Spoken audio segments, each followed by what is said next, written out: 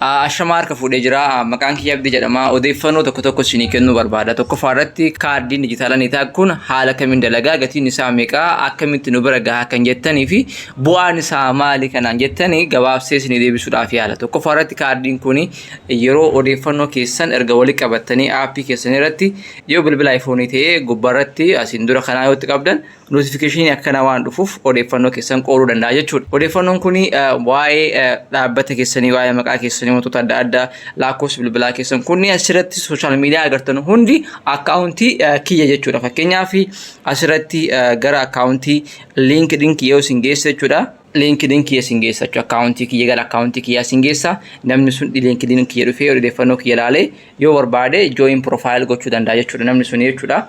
Fedhii isaa irratti hundaa'uudhaan jechuudha. Akkasumas odeeffannoodhaan biraa baay'ee jira.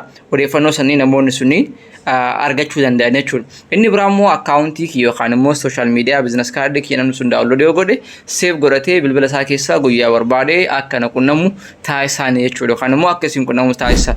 Gama biraatiin immoo gatii isaa irratti kaardiin tokko kaardiin regulaari kuni akkana jiru yookaan immoo loogoo niitaa qofaa fi QR koodii qofa ofirraa qabu halluu garaagaraatiin jechuudha. Gatiin isaa gatii yeroodhaaf qofa murtaa'aa ta'ee qarshii 999 akkasumas dhaabbata keessan loogoo dhaabbata keessaniif akkasumas maqaa keessaniif kalarii diizaayinii dhuunfaa keessaniitiin dalagsisuu barbaadan gatiin isaa qarshii 1999. Inni biraa wanti isin beekuu qabdan namoonni Finfinnee keessa jirtan guyyaa tokko keessatti isin bira gahuu danda'a. Finfinnee alatti yoo ta'e immoo haala sun consider godhamaa jechuudha. Gama biraatiin immoo namoonni na gaafatan jira. Websaayitiin kun maali inni haala kamiin dalagaa? Aappii niitaa kutu jira niitaa erga buufatan booda odeeffannoo gahaa isinii kenna. Yoo akkaawuntii kana follow gootan odeeffannoo haala kamiin aappii irratti odeeffannoo kenna activate godhachuu dandeenya kan jedhu isinii ibsuu danda'a.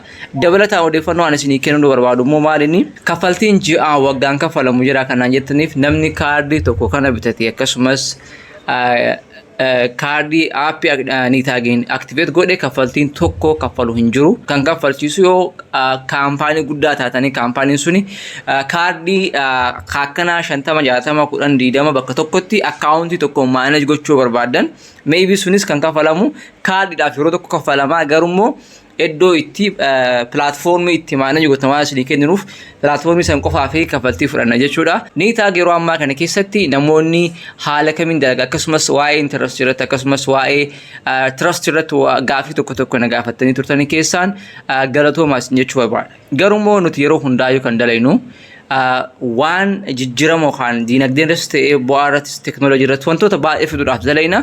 So manipulate gochuudhaaf akkasumas wantoota adda addaa dalaguudhaaf baay'ee fedhiin qabnu. Kanaafuu wanti isin jechuu barbaade maal inni yeroo hundaa kaardii keessan yoo barbaadan warroonni Finfinnee keessa jirtan kaashii kaffaluu dandeettan. Kaardii erga fudhattanii activate godhatan booda kaashii kaffaluu dandeettanii namoonni Finfinnee keessa hin jirre immoo kaffaltiin isaa dursa kaffalamaa jechuudha.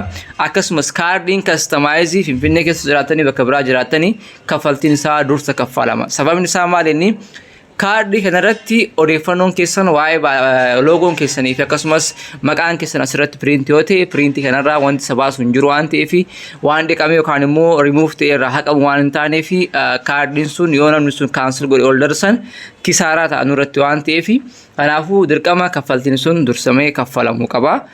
Haala kanaan wanti jiru galatooma ulfaadha.